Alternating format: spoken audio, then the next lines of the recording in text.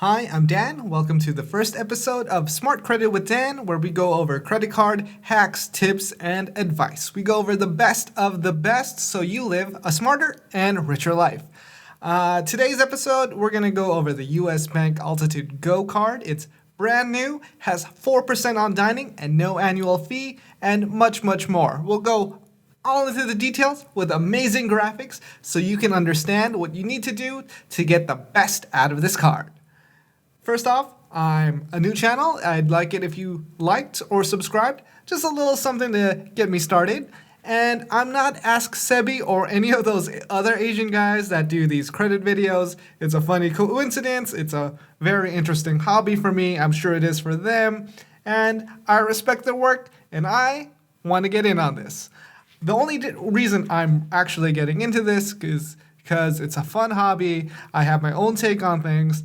And I like putting up graphics. I like making them a little more funny and interesting.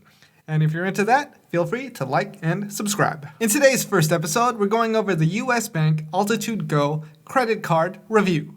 The card has 4% on dining, and it's just come out. No annual fee, a $200 bonus after spending $1,000, and you can do that without actually having to spend that money. We're going to go into manufacturer spending so you understand how to spend money without spending money.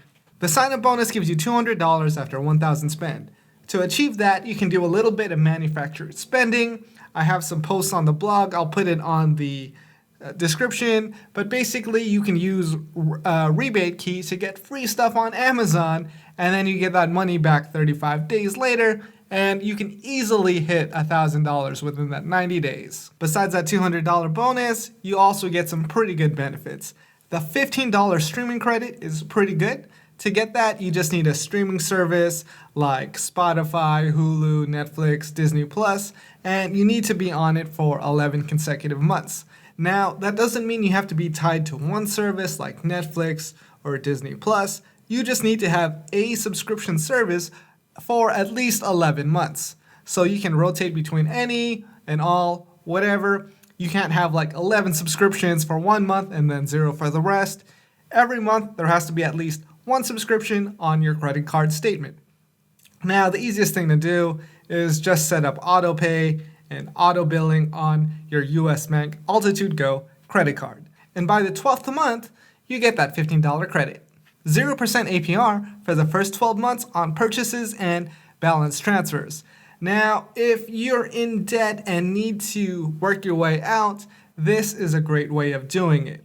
Having a no-interest card can really help you out, but just be warned, you should never go over 50% of your credit card's available limit because that hurts your credit score. So if you have a $3,000 limit, if you hit $1,500 or more by your statement's dates, that's 50% or more of credit utilization. If it's more than that, that will hurt your credit score. You want to stay under 50, ideally under 10. It's also a Visa signature card, which comes with things like extended warranty. I'm just going to read it off. Travel and emergency assistance, year-end spending summary, roadside assistance, Visa signature concierge, auto rental collision damage waiver, and zero fraud liability. A lot of these I don't really use. The fraud one has come in handy when there was actual fraud on some of my credit cards in the past, but for most of these, they don't really mean much. Now, here's the thing. The fees on this are amazing. No annual fee, no foreign exchange fee.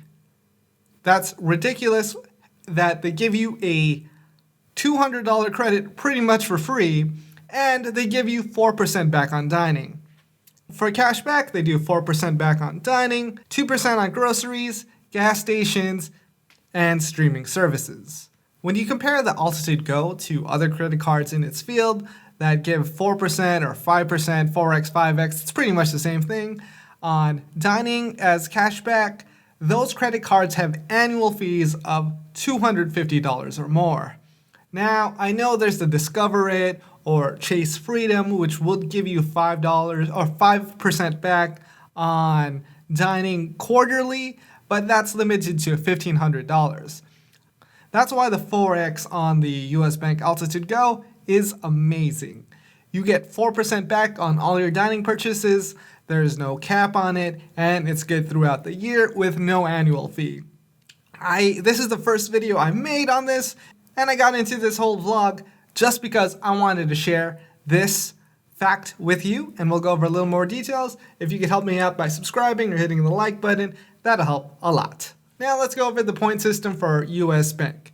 They say you get 20,000 points, which equates to $200 as a statement credit, gift cards, travel, or merchandise. The merchandise on the US Bank site is garbage.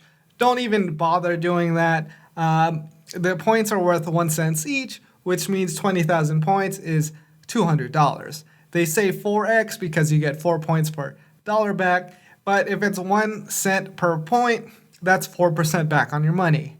Now, if you have the Altitude Reserve card, you could combine points and get 1.5 cents potentially. There hasn't been a lot of data on that yet. It's a brand new card, and we'll see. Getting approved for this credit card might be a little challenging. You'll need a credit score of at least 700 or maybe even 750 to get approved, and even then, there's no guarantee. Right now, it's a brand new credit card. US Bank hasn't released any information on this yet, so we're still finding out. My credit score is over 800 and it went to pending, and I'm gonna call them for reconsideration to see if I get approved. The reason why it went to pending is because I froze my credit. That happened and I completely forgot to unfreeze it. I really had to get this credit card because the offer was too good. The money, the Forex, the no limitations that you have to only dine in the US, so I had to get it. Right now, we're gonna call US Bank for reconsideration to see if my application can get approved. Thanks for calling Credit Card Underwriting Services. Your call may be monitored or recorded for quality purposes. To check the status of a credit card application, press 1. For questions on an existing credit card, press. If you are calling about a personal credit card or application, press 1. If you are calling about a business, to locate your application information, please enter your social security number. Thank you. One moment, please. I'm sorry. I am unable to retrieve your application information. Please hold for the next representative.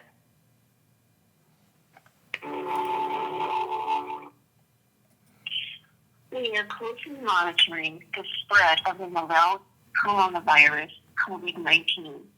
We have activated an enterprise plan to minimize the potential impacts of the virus on our employees, customers, and operations. We're currently experiencing longer than usual wait times and encourage customers to use our automated telephone system if that service can meet your needs. Of course, if you need to speak with us, please remain on the line and we will answer your call as soon as we can. Please stay on the line and a representative will help you as soon as possible. I don't know how long this is gonna take. There's no like wait estimate. They're not. I'd at least like to say how many customers I am in line. Thank you for that. I do see your application here. Looks like we were running into an issue of a frozen bureau. Have you unfrozen all 3 credit bureaus at this time? Yes, so that's what I was calling about. I forgot my credit was frozen when I made the application. Okay.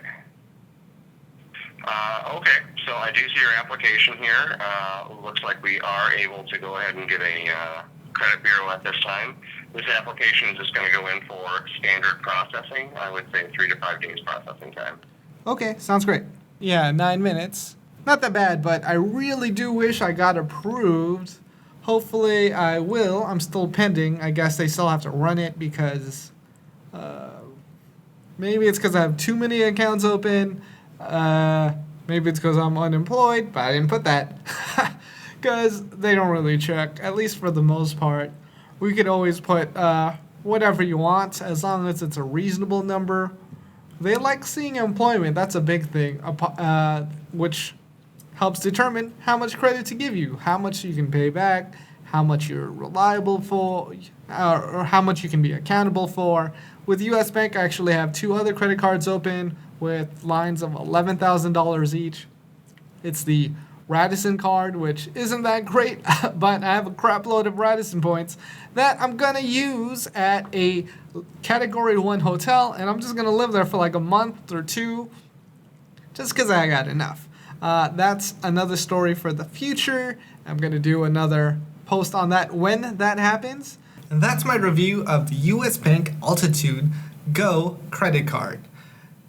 It's pretty much the best credit card you can get for dining without having to pay a huge annual fee.